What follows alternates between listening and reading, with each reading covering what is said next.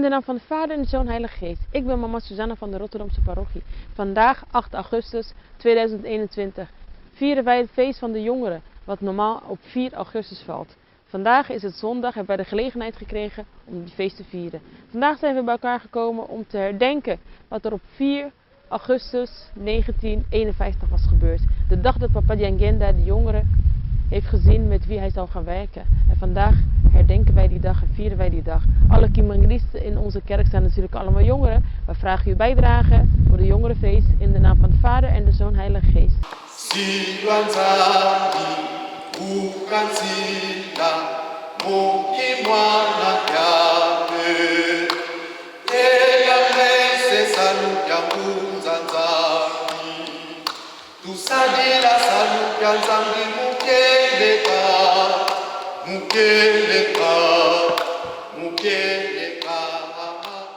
Nzambe papa kisolokele lukelo. Nzambe papa diangana kiangani. Nzambe papa diangena kuntima. Bino basatu na bule na papa simuki bon kiangani molimo mosantu nzambe. Nzambe ya bakoko na biso. Nzambe ya batata na biso. Nzambe na biso. Bobele yo papa uzalaki na biso na ebandela mokili. Tina tango yo papa uzali na biso. Nzambe ya mawa ya bolingo tata ya solo ninto koloba nito kosenga papa lelo zali mokolo munene papa tozali ko célébrer fête na biso oyo ezalaki ya le 4 août biso bana yo papa lelo nde tozali kosukisa yango.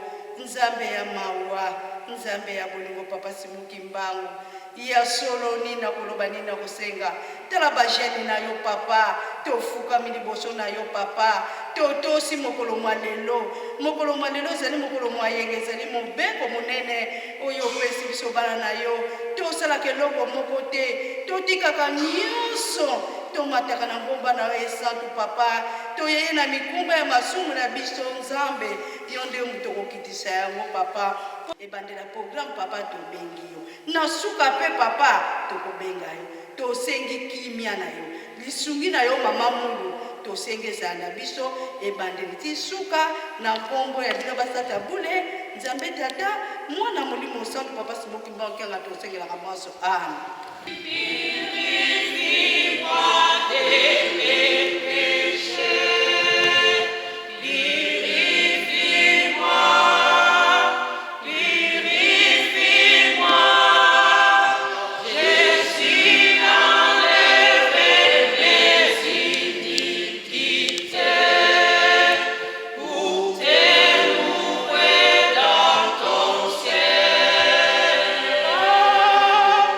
Jésus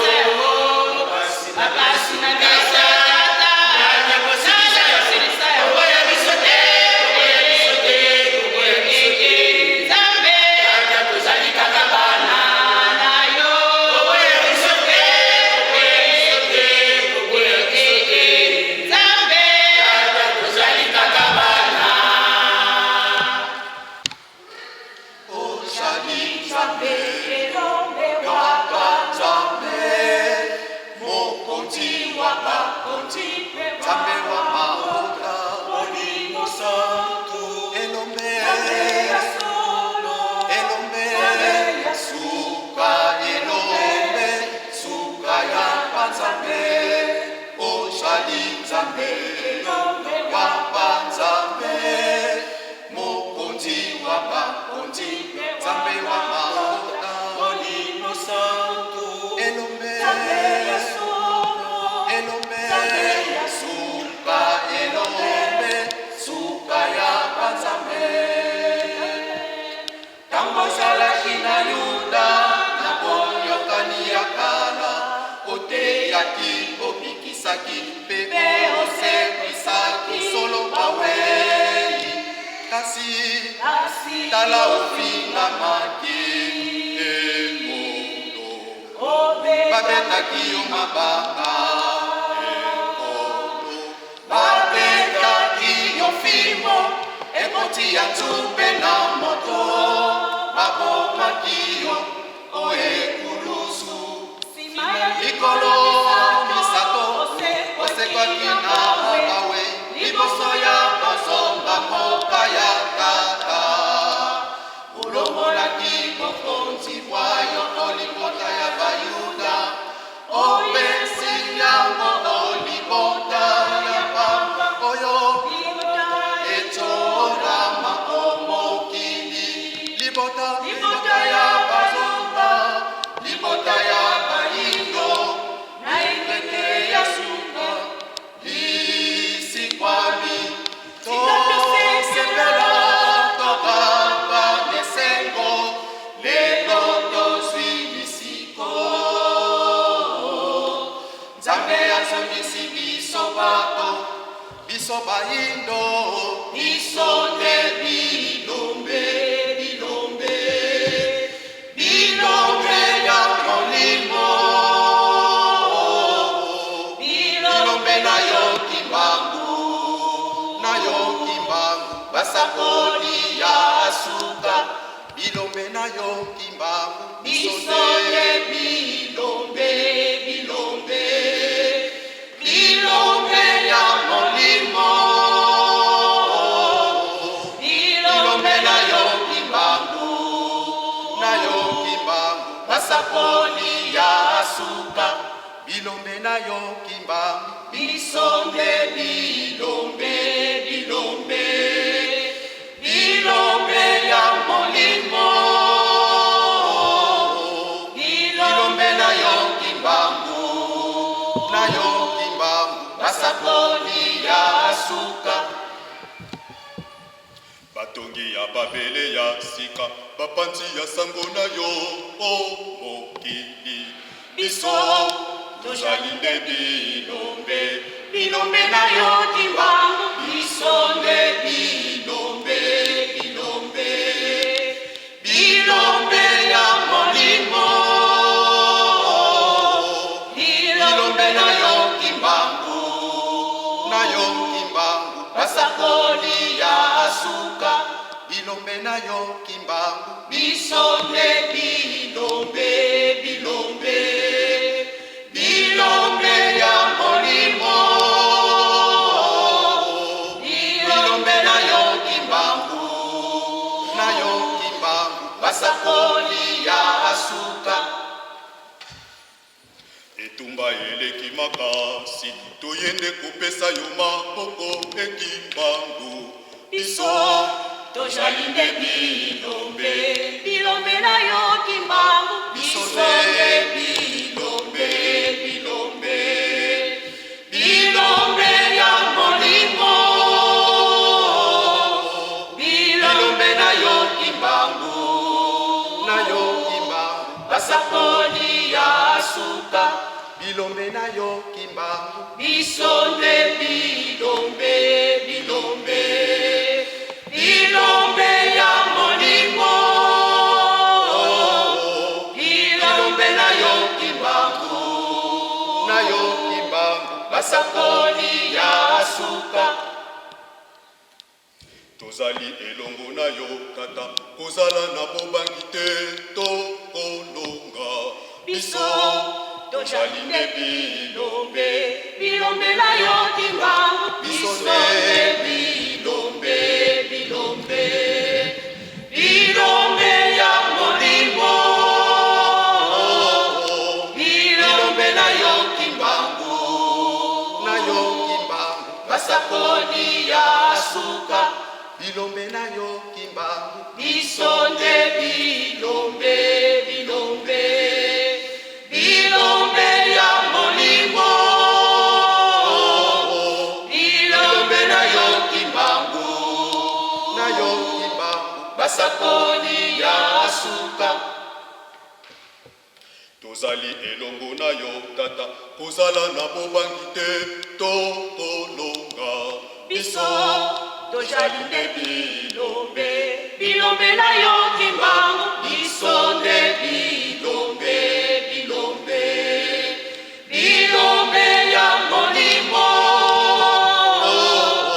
bilombe na yo kimbangu basakoli ya suka bilombe na yo kimbangu biso nde bilombe bilombe bilombe ya molimo bilombe na yo kimbangu basakoli ya suka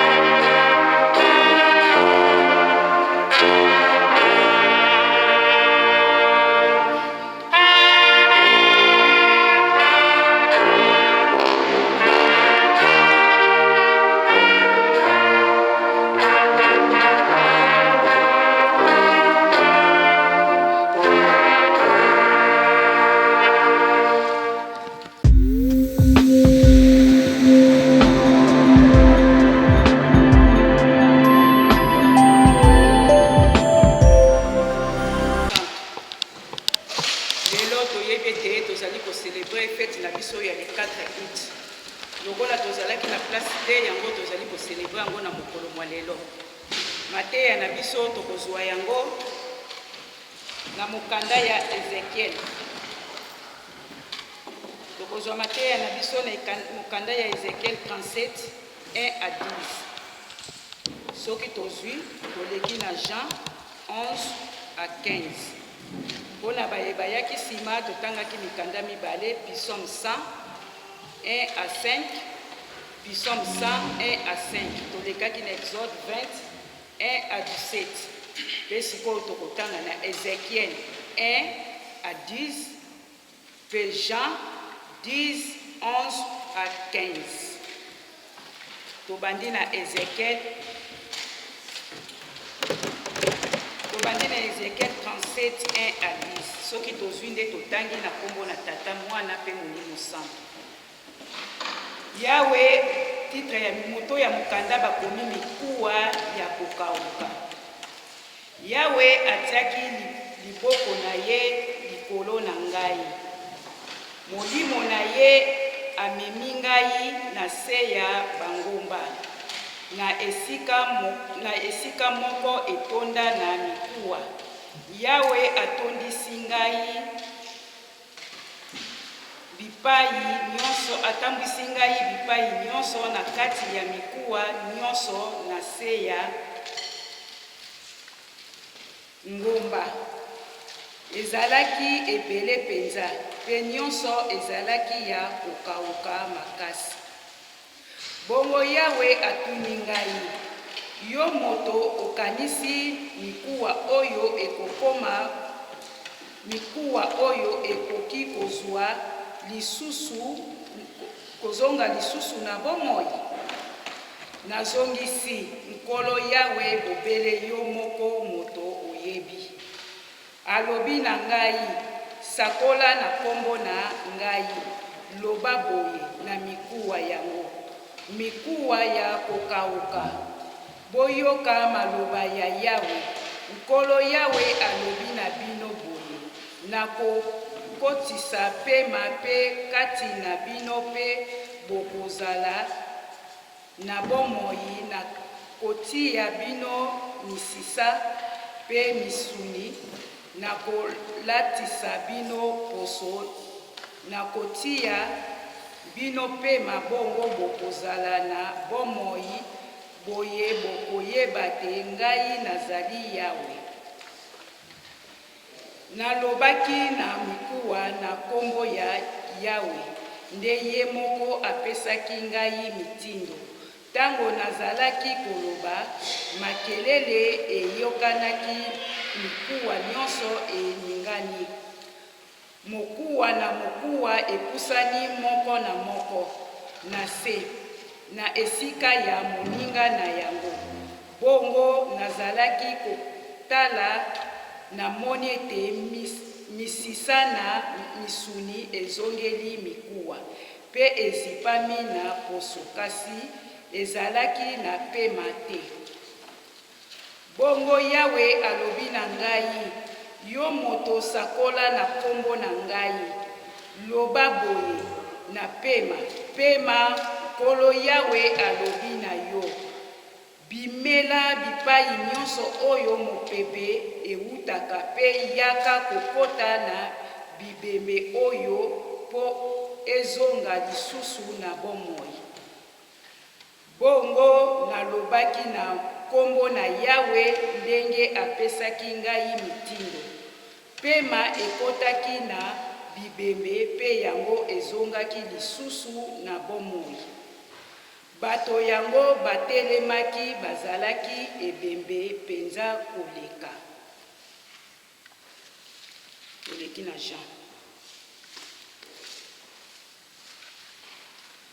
Jean 10 11 à 15. Soki tozwi totangi na kombo na Tata Mwana Molimo Santo. Ngai nazali mobokoli malamu ya bameme. Mobokoli malamu apesaka bomoi na ye pona bameme na ye. Moto oyo asalaka pona mbongo azali mobokoli penza te. azali mpe nkolo ya bameme te.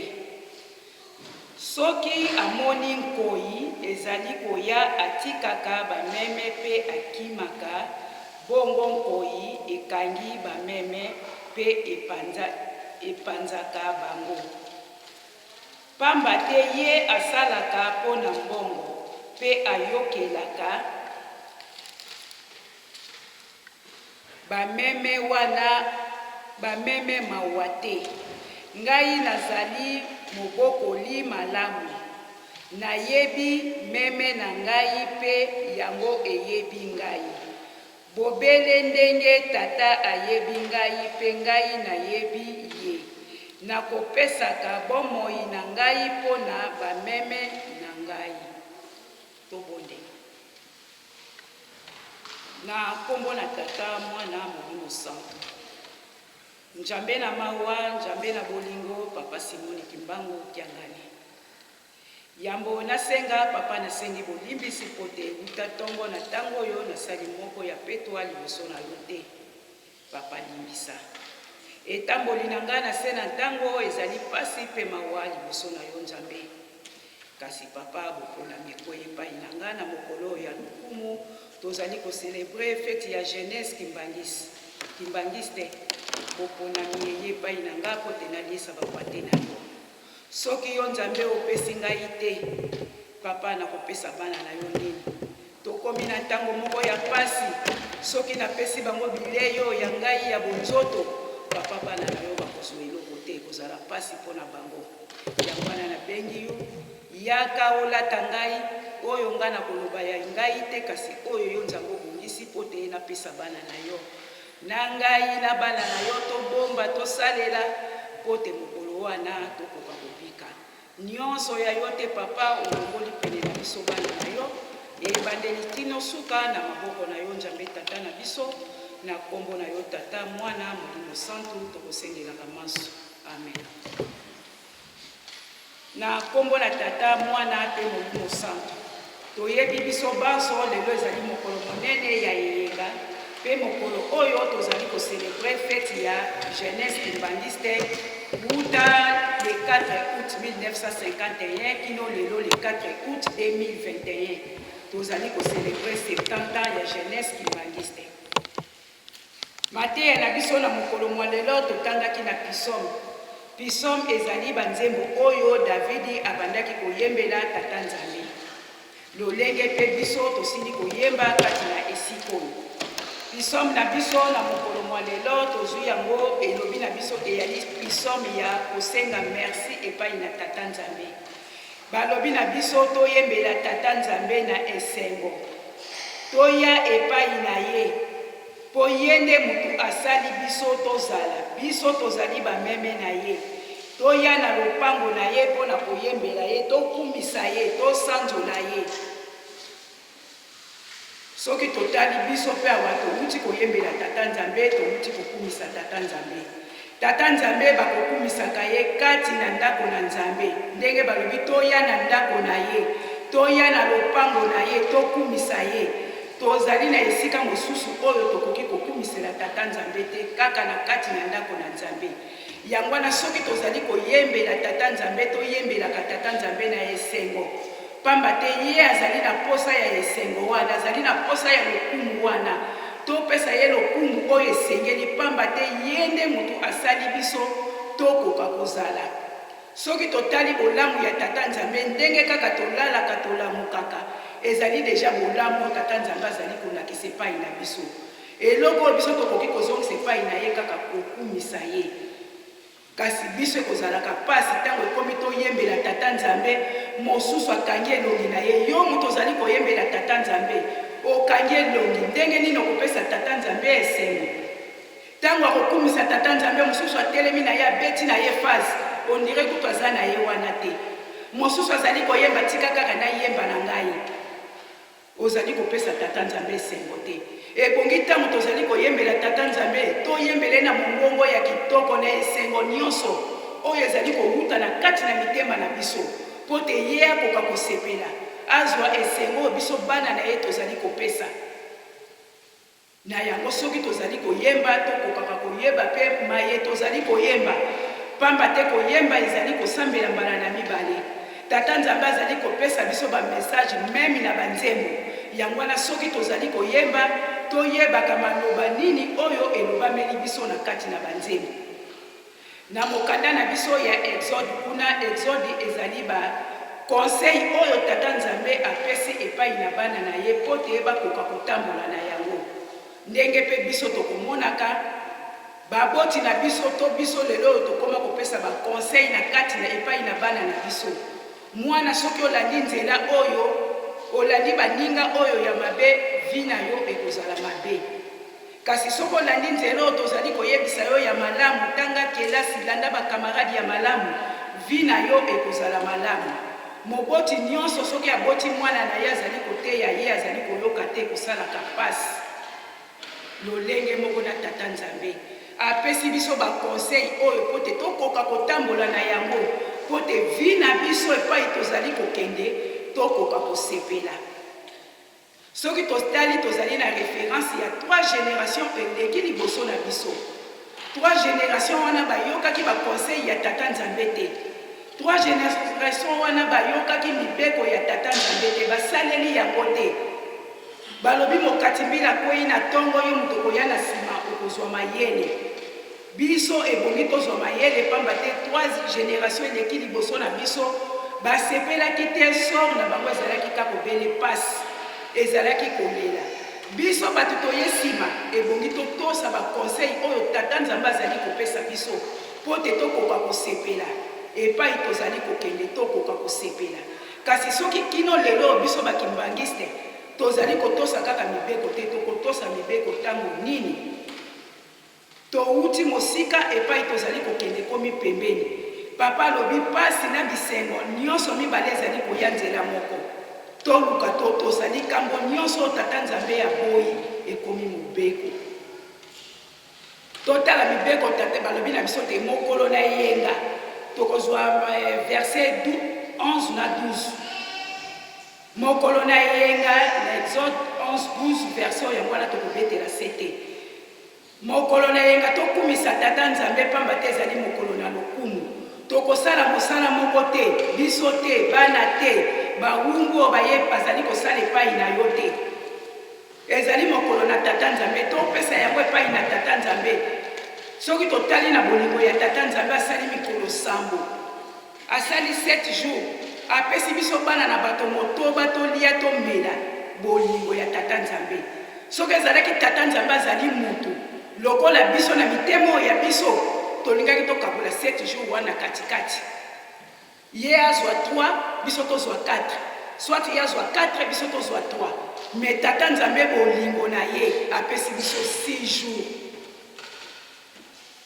bolingo na ye apesi biso 6 jours bolia bomela bosala nyonso tozali na yango posa mais biso tokomi kolandela susu jour moko wana ya tata nzambe tokomi kolandela yango ekoma kaka ya biso 6 jours tata nzambe apesi biso ezali moke po tolia tomela tosala manso toali nango posa tozali komona yango kaka eyali moke tokomi kolandela 7e jour na ye ye alobi 7e jour ezali ya ye tokumisa ye toyembela ye tosalela ye tokosala ata mosala moko te mokolo yango ezali mokolo na ye apemaki na kiti ya kibokonzi biso nyonso toya toyembela ye tokumisa ye me tokotala mokolo na yenga totala surtout na mokolo ya lelo tozali kofete 70 ans totala ndenge tozali na kati na ndako na nzambe tokokaki kozala boye te me tosali nini toweli lisusu 7e jour ya tata nzambe tozali na biso le mosusu na maladi te me tofandi na biso ntango oyo ofandi na yo ozali kozwa lisusu 7e jour ya tata nzambe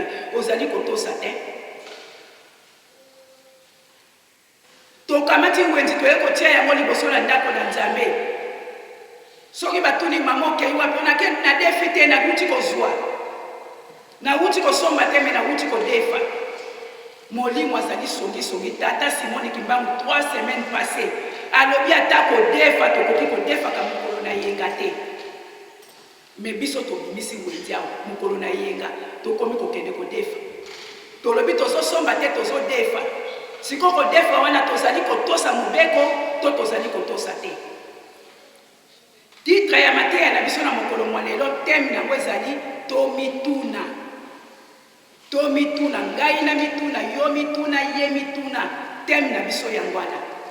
Tomituna, moto na moto a mituna, oyo yo kotuna na question wana réponse na yo pe mipesa yo moko. Nakei kosomba te, nakei kodefa na mokolo ya yenga ya tata nzambe yo kei kodefa. Otosi te, obuki mibeko. Tata nzambe alabi ata mwana mosala na yo koki kosala eloko moko te soko ozali na mwana mosala. Bana Israël batosaka te toyebi sor na bango lelo ekomeli biso. Apesaka bana Israël mobeko mpo bakendaki na bowumbu bayekoli makambo ya mabe po amema bango na mboka na elaka apesi bango mobeko. Na mobeko wana po balongola bayebake oyo tata nzambe aboyi tolongola tobwaka. Oyo tata nzambe alingi tomema yango tosalela yango lolenge moko na biso. Mibeko oyo ya kolamba te mokolo na yenga, korepase te mokolo na yenga, kokata suki te mandefu te, todefaka te, nyonso wana ezali mibeko na kala. Kasi lokola tokomi kokende na suka na likambo, tata nzambe akomi kolamusela biso oyo tobosanaki. Akomi kolamusa, akomi kosala biso rappel po te tokoka koyeba, po te tokoka kozonga, po te tokoka kotosa mibeko wana, yango nde komema biso na mboka na elaka. Kobika na kosepela ezali na maboko na biso moko. Soki na tosi na kosepela, soki na tosi te epai na komonela pasi. Bana Israël batosaka te, babikaka te, 3 générations elekaka liboso na biso ebongi tozwa mayele. Po soki totosi te ezali buzoba na biso moko. Po butu moi bazali kosala biso rappel na mibeko. Butu moi bazali kosala biso rappel na mibeko. Po kaka tokoka kolongola ya mabe, tozwa ya malamu po te tokoka kotambola na yango, tokoka kobika. Na mokanda na biso ya mokolo mwalela totangi ya Ezekiel. Soki totali likambo oyo avant ebanda, le 5 avril, toyebi papa Simon Kimbangu azalaki na boloko. Boloko ya papa Simon Kimbangu ezalaki pote ayaki koloba solo kati na mokili. Bakangaka ye batie 30 na boloko. Kofanda ya papa Simon Kimbangu kati na boloko tangu tokomaki le 5. Avant tokoma le 5 azalaki na posa ya mwana na ye papa Diangenda pote ayaba koka kosolola na ye na boloko. Na molimo bakutanaka basololaka. Me abengisaki papa Diangenda. Malgré na tango wana ezalaki pasi, pamba te yalaki po koka kodeplace yalaki pasi. Papa Diangenda tango wana bandaki kosala na gouvernement belge, azalaki secrétaire. Mais lokola ezalaki likambo na tata nzambe abongisaki yango. Bayaki kopesa papa Diangenda nzela mokolo ya le 5 avril 1951 papa Diangenda bakutani na papa Simon Kimbangu na boloko na Lubumbashi. Basololi makambo oyo ezalaki posa ya kosolola ya tata na mwana, pe na suka na yango papa Simon Kimbangu alobi na papa Diangenda. Na moni ete mosala oyo ezali yo Diangenda moto kotambusa yango. Papa Diangenda alobi papa makambo nini yozoloba na nga? Na liboso na nga nazali na bayaya mibale, epe mama azali yo kende kopesa nga charge monene boye. Papa Diangenda boyaki. Papa Simon Kimbangu alobi oui ezali yo nde moto kotambusa yango. Suka na yango papa Diangenda alobi papa soki boye komela ngai papier na makambo oyo ozali kopesa ngai. Papa Diangenda akomi, papa Simon Kimbangu akomeli papa Diangenda papier. Papa Diangenda basilisi masolo atie papier na ye na poche, asimi nzela zongi na Kisangani epai ya zalaki. Papa Simon Kimbangu atikali na boloko epai ya zalaki na Lubumbashi. Wana ezalaki na 1951 le 5 avril. Tokomi le 4 août 1951. Mama Bibi na pasi na kobota ndenge kaka ezalaka. Papa azwi mwasi na ye abongisi basimi nzela bake na hôpital. Lokola tango yango ya kobota nano ekokaki te, papa atiki mama na hôpital ye wana simi nzela akei na mosala. Papa asali tango mosala esili ye wana zongi na ndako azwi termus ya bazongi amati na hôpital epai atikaki mwasi na ye na pasi na kobota. Akomi kuna ba infirmier bamoni ya ye mama sabotaki mama zongisi bomoi. bainfirmier komona bamoni papa Diangenda bango nyonso bakomi suspect bazoyeba ndenge nini bakopesela ye sango te. Moko na bango azwi makasi alobi ete papa mama abotaki mwana ya mwasi kasi mama bapesi papa félicitation. Papa ntango atuni bongo wapi mama félicitation ebongwami mes condoléances. Mama asalaki hémorragie makasi tokokaki kokanga yango te mama azongisi bomoi. Epesaki papa Diangenda pasi mpe epesaki ye mawa.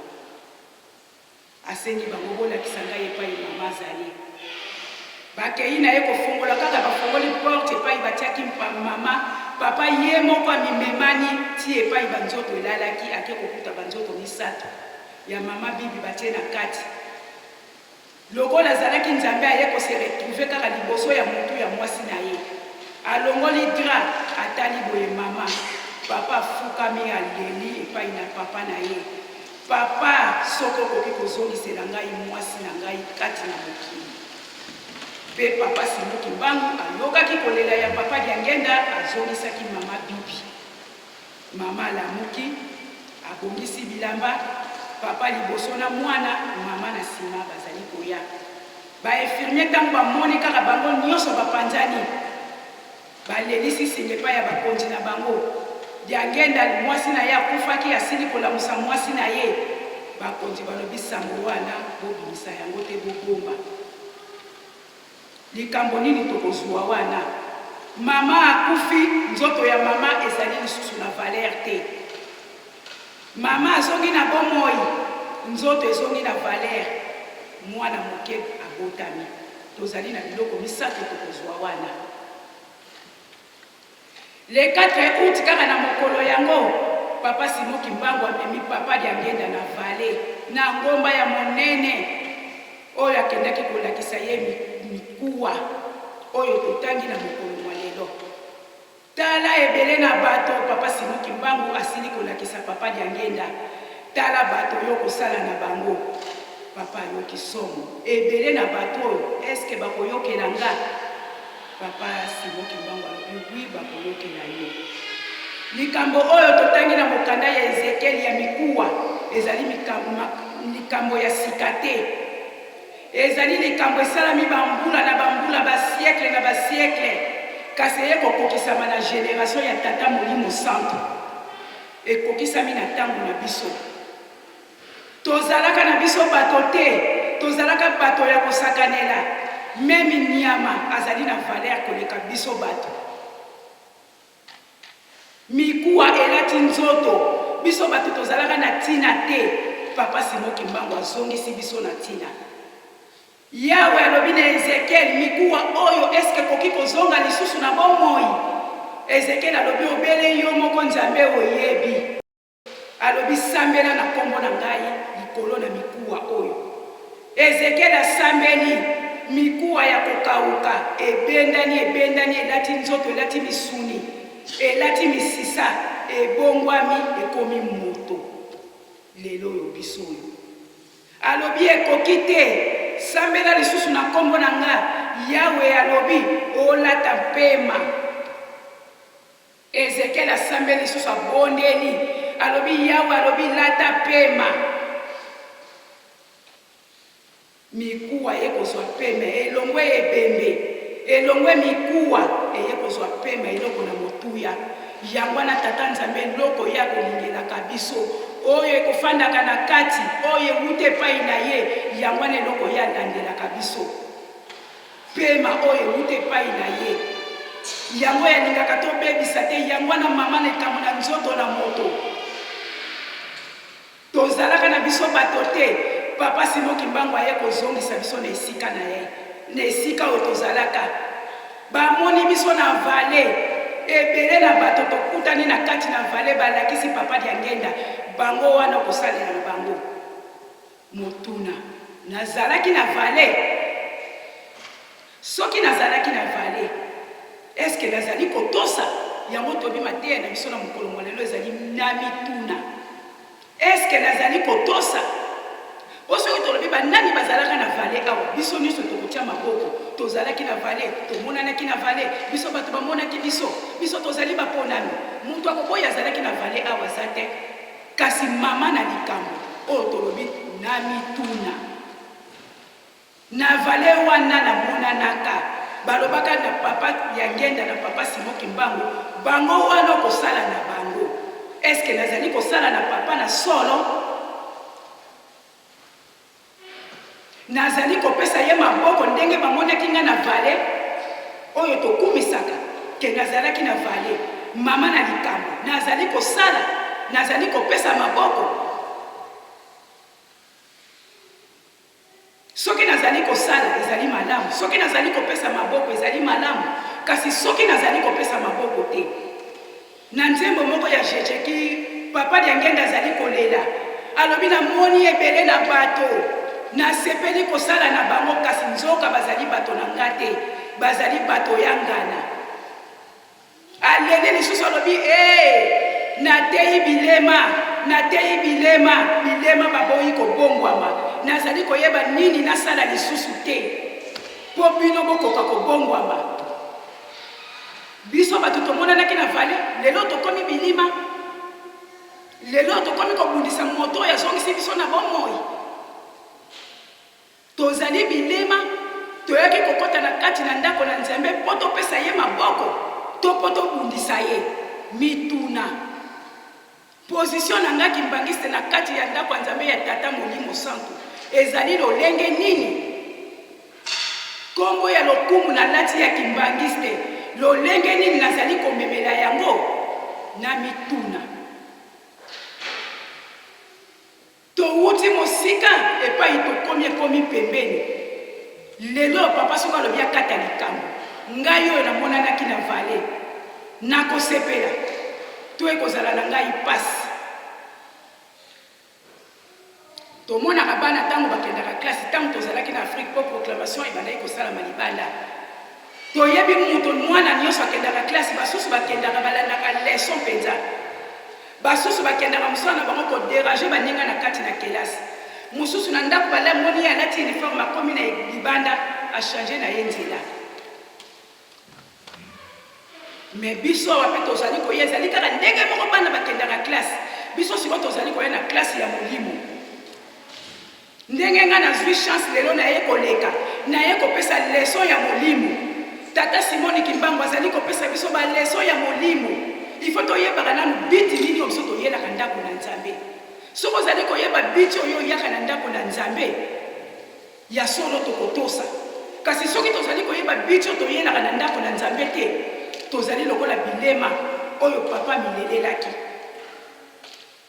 baleson ya molimo tozali kozwa soki totamboli nango malamu soki totosi yango malamu yango kaka ekobikisa biso mwana atangaka na ye malamu te mwana akendaka na ye klase te me komi mokolo ya proclamation mwana azali kolela azali kosambela Nzambe esalisanga nazwa Nzambe esalisanga nazwa mpenza ntango bazobenga proclamation nazwa Nzambe abandi kosambela na ntango wana me ntango bapesaka baleson na klase ye azalaka na ye te ntango professeur azoteya ye mosala na ye koderange me mokolo ya proclamation azali kolela azali kosambela Nzambe esalisanga nazwa soki nazwi te mpe ya na ndako ekozala somo azali kolela lolenge moko na biso proclamation molimo na mateyo tozali kozwa baleson ya molimo ekozala toyebi te soki tata Nzambe asazongisi biso na 4e génération toyebi te soki tobanda na 1e génération 2e génération lelo mosusu mpe tozalaka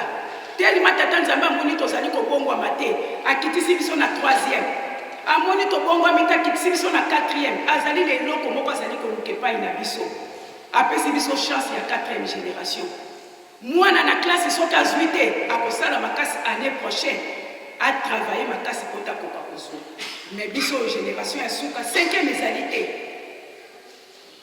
5e eyali te soki na travaille na baleson bazali kopesa nga te ekozala na ngai pasi ezali génération ya suka ya tata Simoni Kimbangu alobi te ngai nazali mobokoli malamu ya pate nakolingaka bapate na ngai bakima te oyo azali kosala mpo na mbongo soki amoni nyama mabe azali koya akosundula kimi na ye ase sauve na ye malamu baboma nyama ngai na se sauve po amibateli bomoi na ye mais soki totali papa Simone Kimbangu andimi koyoka liwa ya pasi bamvwa na misato na pasi po lelo tokoma ndenge tozali babokolaka bato ndenge nini bateyaka bato lolenge nini pasi ya papa Simone Kimbangu eloko nini ya malamu ngai na kopesa ye pote yakoka kosepela na kozongisele kaka soki natamboli kati na mibeko bolingo misala balese oyo yazali kopesa ngai soki natamboli na yango nde mutu na kosepelisa ye papa azali na posa topesa ye mbongo te azali kaka na posa tobongola mitema pote ye akoka kosepela kasi ntango tozali kozwa baleson soki tozali kobongwama te tozali kopesa papa pasi ngai ye pasi na ngai ya pamba namoni pasi mpona bimisa bango namoni pasi mpona komisa bango na bisika bazali kasi bazali kozongiselanga kaka pasi ya pamba namoni ngai Diangenda pasi ya pamba namoni ngai Simon Kimbangu soki totali vi ya papa Kulutu na pasi Fumwa Mbanza na pasi papa Diangenda na pasi mama Mwilu na pasi mpona biso kaka tokoka komona na lolenge tozali lelo sikoyo biso nini tozali kozongisela bango na mituna kolala kolamkezala na biso abitidi te toyaka ndako na Nzambe toyeba biti ngai na mvana longo epai na ngai na miyebi nakei kosala nini na ndako na Nzambe po mutu na mutu aza na biti na ye ayaka mosusu te alima tofandaka misika batransport eyelaka mpasi na Hollande tokutanelaka kaka na ndako ya Nzambe mosusu alongwe na ndako nengai nakeka na ndako ya Nzambe mpona kokutana na mutu nakozwa eloko na mutu me oyaki kosambela te oyaki kozwa eloko na mutu tata Nzambe akopointe yo te tokomi na ntango moko ya pasi oyo bazali koteya biso soki tokoyoka te maloba ya papa soki tokoyoka te alandisi biso ata na banzembo mobokoli ya pate malamu azali kolanda biso na lolenge nyonso po te tokoka kokima te po te tozala kaka ntango nyonso penene bongo biso bato bazali kolanda biso bato bazali kolanda bazali kobokola bazali kozongisa biso na nzela na epai oyo tosengeli tozala me pate yango bazali kosala nyonso po takima te me pate yango azali kokima to azali kokima kaka te papa Diangenda alobi ye azali na ye Moïse te po tatika biso na nzela lelo yo pate ozali kokima batiki yo te azali kolanda yo zonga tokomi na ntango ya pasi yoka misalela mibeko bolingo misala nazali koyoka to nazali koyoka te na mituna position na ngai ezali lolenge nini na kati na ndako na Nzambe epai na papa Simone Kimbangu soki namonanaki na vale ebongi na ngai na tosa ebongi na ngai na landa ebongi na ngai na salela ye me soki nazali kosalela ye te seke nazali na ngai bilima pasi na bisengo ezali koya nzela moko touti mosika epai oyo tokomi ekomi pembeni ntango bazali koteya biso ebongi na biso toyoka basalelaka tata Nzambe ntango tozali na bomoi epai tozali kokendeli epai tokozwaka lobiko lisese ya bana mibale bayaki mobembo kati na mokili bauti na bamboka na bango bayeli mobembo na mokili ntango bakomi na mboka moko boye bakendelaki mobembo basinise bango contrat babi na bango lokola bino boye kati na mokili na biso na mboka na biso tomoni bino boye kaka maboko na makolo mokolo pe tokoloba na bino bozonga kaka maboko na makolo boyo toyokani ingeta basinie contrat bafandi bambula na bambula basali me bamonaka mokomiso babengi bango boya lelo ndenge tobengi bino boye contrat na bino ezali kosila kati na mokili oyo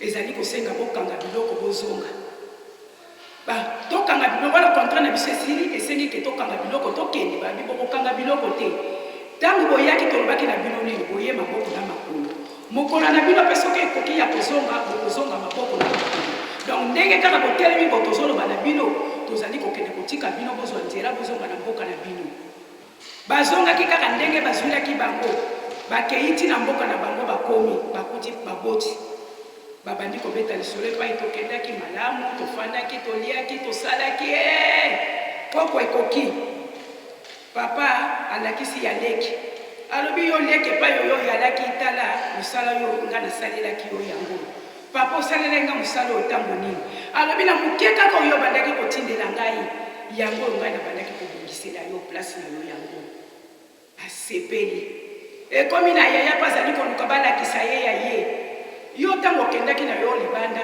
otindelaki na yo ngai eloko te namoni eloko na kopesa yo te fanda kaka wana ekomaki mpasi donc ndenge toya tobotama toyaka maboko na makolo toyaka na eloko te mokolo tobotamaka mokolo mpe tata Simoni Kimbangu akozwa pema na ye tokozonga maboko na makolo tokomema eloko te balalisi yo na kati ya cercueil okei maboko na makolo ndenge obotamaka soki na mokili oyo natosaka mibeko te nasalelaka tata Nzambe te nini tata Nzambe akende présente ngai kuna epai tokokendaka na mibeko nazalaki te na bolingo nazalaki te na misala nayalaki te bakoprésente nga nini eloko te yo bando okenda na mokili okufelaki bisengo ya mokili kolia komela nazalaki koteya molingaki na yo koyoka te yo okendaki na mokili obandaki koyoka tala mosala yango obimaki ambassadeur na ngai kati na mokili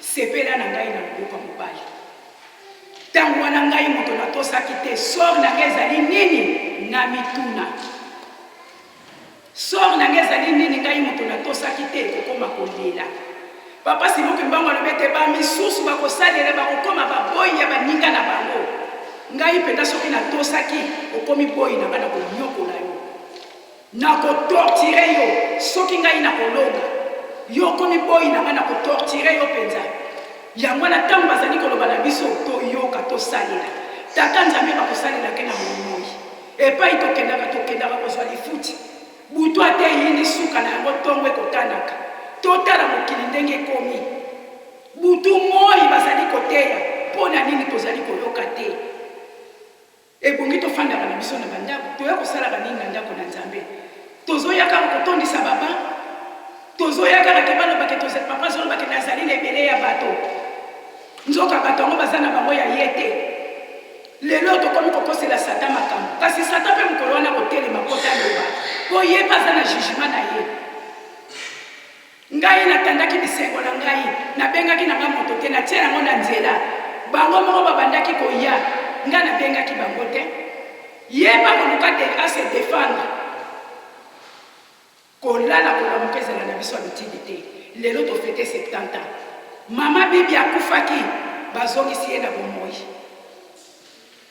atikalaki eloko ya pamba mpe meyali te papa azongisi ye na bomoi kozonga ya mama bibi alamuki aye kozwa lisusu valeur pamba te azwi pema bebe oyo ya moki abotamaki balakisi biso ke tobongwama lokola bebe mpo te tokoka kokota na bokonzi bwa likolo ndenge Nikodeme atunaki na nkolo Yesu totika mabe tokoma lokola babebe bebe kozalaka na lisumu te mpo te tokoka kokota na bokonzi bwa likolo papa azali na posa na biso nyonso babokoli malamu ya bapate alingi pate na ya bunga te yo mutu bazali kolanda yo pate oyo ozali kokima bazali kolanda soki okoti na yo te ezali yo moko olingi te me mpo na papa Simon Kimbangu posa na ye ezali biso nyonso tokota kolo Yesu azalaki na bato asalaki na bango papa Simon Kimbangu azalaki na bato asalaki na bango lelo soki totali papa azali kolela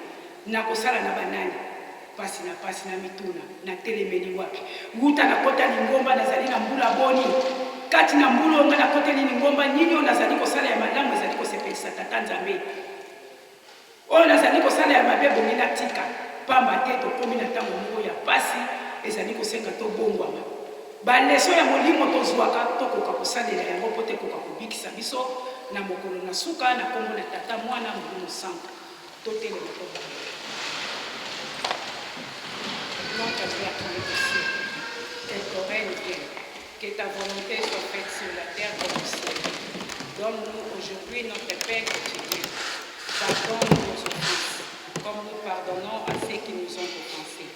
Ne nous induis pas à la tentation, mais délivre-nous du mal, car c'est à toi qu'appartient, dans tous les siècles, le règne, la puissance et la gloire, au nom du Père, du Fils et du Saint-Esprit. Amen. Hallelujah.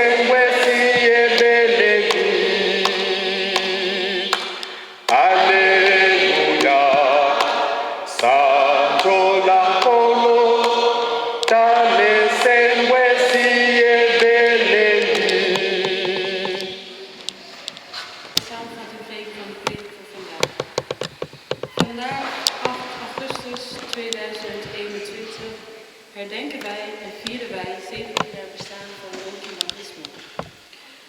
1951 is de dag dat papa Smokimbangu aan papa Jangenda heeft laten zien de jongen met wie hij zou gaan werken. Vandaag herdenken wij die dag. De predikant heeft ons vandaag verteld over het psalm, over de liedjes die wij zingen voor God. De liedjes die wij hebben gezongen om God te bedanken, God te prijzen voor deze mooie dag. Of God te prijzen voor de dingen die hij voor ons doet. Als we kijken naar de liedjes die wij zingen, is het belangrijk dat wij, wanneer wij zingen, dat wij met een vreugdig hart zingen. Dus dat we blij zijn. Niet verdrietig, niet boos kijken, omdat God wil dat wij juist blij kijken wanneer wij voor hem zingen. Omdat vandaag is de dag dat wij eigenlijk feest vieren voor God. Wij danken hem voor alles wat hij voor ons heeft gedaan. God heeft ons 6 dagen gegeven om onze eigen dingen te doen. Van maandag tot met zaterdag hebben wij onze eigen activiteiten. En zondag is de dag dat we naar de kerk komen om de activiteiten te doen voor God. Dat zijn de verplichtingen die wij hebben als christenen. 1 dag voor God geven. Vervolgens heeft de predikant ons verteld over de 10 geboden. De regels die God heeft ons gegeven aan ons als christenen, als gelovigen. Zodat wij dicht bij hem blijven. Zo hebben wij ook regels met de opvoeding. Als we kijken in ons huis hebben wij regels die bij onze opvoeding horen. Op school hebben wij regels. Zelfs in het openbaar vervoer hebben wij regels. Vervolgens heeft de predikant meer nadrukkelijk gelegd op vers 11 en vers 12. Daar heeft zij ook gezegd over de dag van God. Velen van ons zien wij dat van maandag tot en met vrijdag zijn we druk bezig. Zaterdag ook. En dan willen wij zondag nog een vrije dag nemen omdat wij onze eigen activiteiten willen doen. Sommigen die blijven thuis omdat ze geen zin hebben om naar de kerk te komen of hun eigen dingen willen gaan doen. Maar als wij kijken, zondag is de dag dat we hebben gekozen voor God. Zondag is de dag dat wij naar de kerk komen om God te prijzen, om God te bedanken. Vervolgens heeft de predikant ons verteld over haar thema. Haar thema voor vandaag is: laten we ons afvragen. Als wij zondag spullen lenen, we kopen niet, zijn wij dan de regels van God aan het overtreden of zijn wij die aan het gehoorzamen? Dat is de vraag. Als wij zondag niet naar de kerk komen en we doen het Gods werk niet, zijn wij de regels van God aan het overtreden of niet? Vervolgens heeft de predikant gelezen in Ezekiel. Ezekiel heeft hij verteld over de botten die in de vallei lagen. Ezekiel is een profeet die God heeft aangewezen. Hij heeft hem geroepen om die botten weer tot leven te roepen. En vervolgens heeft zij verteld over 70 jaar geleden wat er ook was gebeurd. Papa Jangenda die werkte bij de Belgische overheid. Hij werkte als secretaris. Papa Smokimbangu heeft hem verteld dat hij de taak zal krijgen om het werk van papa Smokimbangu voort te zetten. Omdat papa Smokimbangu zat in de gevangenis. In 1951, op 5 april, kreeg hij dus de opdracht van zijn vader dat hij de taak zal voortzetten. Maar papa Jangenda die weigerde dat. Hij zegt: ik kan het alleen maar accepteren als u mij een brief geeft. Een bevestigingsbrief. Zo heeft papa Smokimbangu ook een bevestigingsbrief gegeven op papa Jangenda dat hij het werk zal voortzetten. Vervolgens heeft papa Jangenda zijn leven weer opgepakt. Ging hij zijn dingen doen. Zijn vrouw op 4 augustus 1951, Mama Bibi, was hoogzwanger. Die zou gaan bevallen. En die is in het ziekenhuis gebracht door papa Jangenda. Papa Jangenda heeft haar afgezet in het ziekenhuis en die is vervolgens zijn eigen werkzaamheden gaan doen. Papa Jangenda die was aan het werk. Toen hij klaar was, ging hij weer naar het ziekenhuis om te kijken hoe zijn vrouw aan toe ging. Hij kwam bij het ziekenhuis aan en toen trof hij de verpleegkundige die zeiden tegen hem: jouw vrouw is bevallen. Zij heeft een dochtertje gekregen en de dochtertje maakt het goed. Hij vroeg: waar is mijn vrouw? Niemand durfde te vertellen dat zijn vrouw, Mama Bibi, was overleden tijdens de zwangerschap. Zodoende hebben ze hem verteld dat zijn vrouw overleden was. Papa Jangenda liep naar een mortuarium. Niemand heeft hem aangewezen waar Mama Bibi lag en die maakte dus die ging bidden en die stond precies voor het hoofd van Mama Bibi. En die heeft Mama Bibi weer tot leven geroepen. Vervolgens heeft de predikant ons verteld dat geboorte en doodgaan over wanneer wij geboren worden is een teken van verzoening. Laten we afstand nemen van onze zonde. Geboorte is een kans om ons opnieuw te beginnen, om ons opnieuw te verbinden met God. Als het lichaam dood is, heeft het geen leven meer, heeft het geen waarde meer. Maar als wij leven zijn, hebben wij waarde. Zo zijn wij ook. Wij hebben waarde omdat wij leven. En daarom is het belangrijk voor ons om nu het werk van God te doen omdat wij leven zijn. Omdat als wij heen gaan, hebben wij niks meer. Vervolgens heeft de predikant ons ook gevraagd of wij ook in de vallei waren. Want Papa Diangenda heeft levenloze botten gevonden in de vallei. En die heeft hij dus tot leven geroepen. Dat zijn wij. De vraag is dus aan ons, waren wij ook in de vallei? Zijn wij ook aan het werken met Papa Diangenda? Doen wij ook het werk wat Papa Simokiman heeft ons geroepen om te kunnen doen? Want wij zijn geroepen om een bijdrage te leveren aan het werk van Papa Simokiman. Zijn wij daar ook toe in staat om dat te doen? Wat is onze positie in de kerk? Want sommigen komen naar de kerk en ze weten nog steeds niet wat het doel is.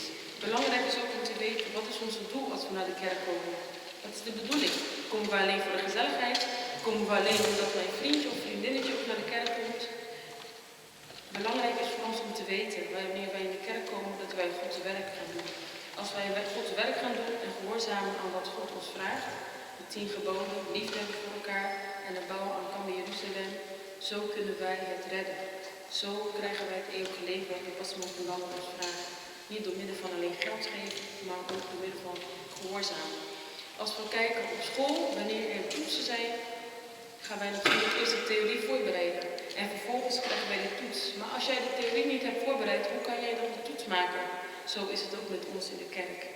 Wij krijgen ook dagelijks de toets. We lezen de 10 geboden dagelijks. In Afrika lezen we het dagelijks. En bij ons hier lezen we dat 1 tot 2 keer in de week. En vervolgens gaan wij ook ondervraagd worden. Wij worden ook getoetst. Belangrijk is ook om de verandering in ons leven te zien. Dat wij vooruit gaan. Zo worden wij christenen die groeien in het leven. Want dan kunnen wij voordelen halen uit de zegeningen die wij kregen van God. Dat was de predik voor vandaag in de naam van de Vader en de Zoon en de Heilige Geest. Amen. Amen.